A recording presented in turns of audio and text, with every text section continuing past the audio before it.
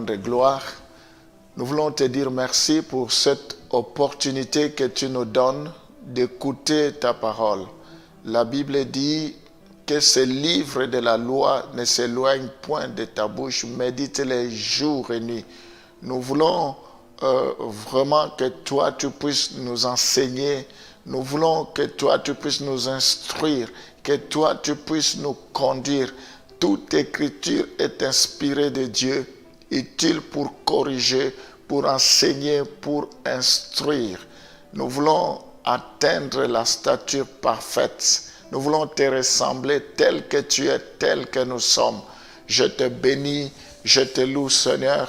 Je viens élever ton nom ce matin. Je viens élever ton nom à ce moment. Laisse que la gloire, l'honneur et la louange te reviennent. Je saisis cette opportunité pour te recommander tous ceux qui sont connectés, tous ceux qui me suivent, qui m'écoutent à ce moment, tous ceux qui sont fidèles à ce programme de prière et d'enseignement, qu'ils soient bénis dans le nom de Jésus, que cette parole puisse leur apporter la joie, la paix, le miracle qu'ils ont besoin dans leur vie. Au nom de Jésus, nous t'avons ainsi prié. Amen. Genèse 3, les versets 8 à 9. Alors ils entendirent la voix de l'Éternel Dieu qui parcourait le jardin vers le soir. Et l'homme et sa femme se cachèrent loin de la face de l'Éternel Dieu au milieu des arbres du jardin. Mais l'Éternel Dieu appela l'homme et lui dit, où es-tu? Mais l'Éternel Dieu appela l'homme et lui dit, où es-tu? Nous voyons que Dieu avait la possibilité de le visiter. Dieu venait leur rendre visite et ils ont entendu la voix de Satan. Ils sont allés se cacher. Or, si nous entendons la voix de Satan, cela va nous éloigner de Dieu. C'est ce que je disais tantôt. La voix de Satan, c'est pour nous induire en erreur. C'est pour que nous puissions pécher. C'est ce qui est arrivé. C'est le péché qui sépare l'homme de Dieu. Quand nous demeurons dans le péché, nous nous séparons de Dieu. Tu peux venir à l'église. Tu peux rester longtemps à l'église. Mais si tu demeures dans le péché, tu es éloigné de Dieu. Dieu n'a pas retiré sa présence d'auprès de l'homme. À cause du péché, l'homme se cacha loin de la présence de Dieu. Donc, il y avait la présence de Dieu.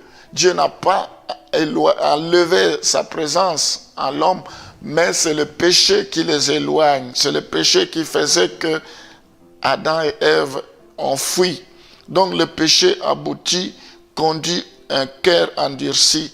Donc, quand on commet le péché, notre cœur devient endurci.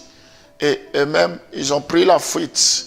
Peut-être nous ne comprenons pas à expliquer pourquoi nous fuyons Dieu, pourquoi nous traînons les pas pour aller dans la maison de Dieu, pourquoi nous traînons les pas pour prier, pourquoi nous traînons les pas pour méditer la parole de Dieu.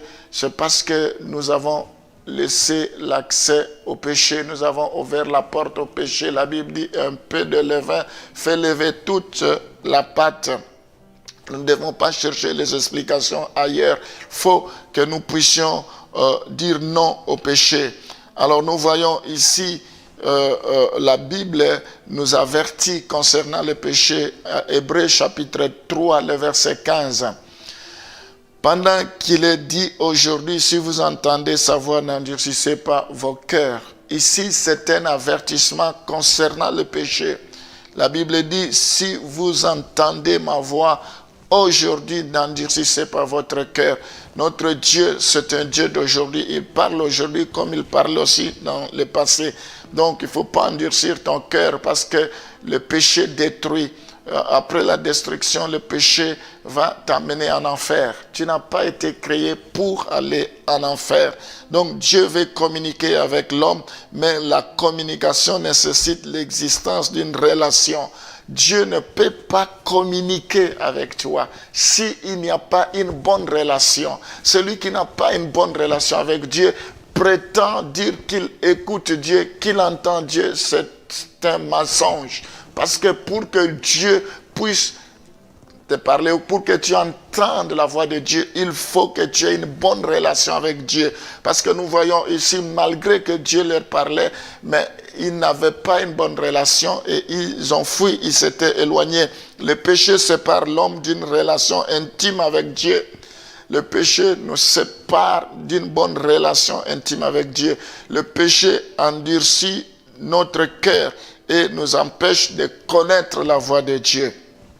Voilà ce que le péché fait dans notre vie. Il nous empêche de connaître Dieu. Le péché nous empêche d'endurcir notre cœur. Le péché nous empêche de connaître, d'entendre la voix de Dieu. Alors, je vais prier ce matin pour que nous apprenions à écouter que la voix de Dieu, pour que le péché ne puisse pas nous détruire, que le péché ne puisse pas éloigner de Dieu, que le péché ne puisse pas nous empêcher de ne pas écouter la voix de Dieu. Éternel Dieu Tout-Puissant, nous avons soif et faim de ta parole. Nous voulons t'écouter, Seigneur. Je prie pour que aucun péché ne vienne nous empêcher de te suivre, de t'écouter, que le péché ne puisse pas nous éloigner de nous éloigner de toi, Seigneur. Oh Père, je prie parce que tu es mort et tu es ressuscité, que nous puissions mourir à ce qui concerne le péché, la convoitise des yeux, l'orgueil de vie, la convoitise de la chair, que nous mourons à ce qui concerne les œuvres de la chair, l'impudicité, l'adultère, le mensonge, l'orgueil, l'idolâtrie, toutes ces choses éternelles. Délivre-nous. La Bible dit, si le Fils vous a franchi, vous serez réellement libre. Nous voulons écouter rien que toi, Seigneur. Nous ne voulons pas qu'une autre voix puisse nous diriger. Nous nous en remettons à toi. Viens au secours de ceux qui ont donné l'accès au diable. Aie pitié de pardonne-leur, quel que soit leur péché, que tu éloignes leurs péchés comme l'Occident éloigné de l'Orient. Je prie pour que la relation soit rétablie maintenant, que tu puisses le visiter. Tu es le Dieu de miracles, fais-les grâces, renouvelle tes bontés dans leur vie. Père des miracles dans tous les domaines, au nom de Jésus, que tout au long de la journée, tu ne cesses de leur parler, tu ne cesses de les interpeller, Seigneur, au nom de Jésus, nous t'avons ainsi prié. Amen.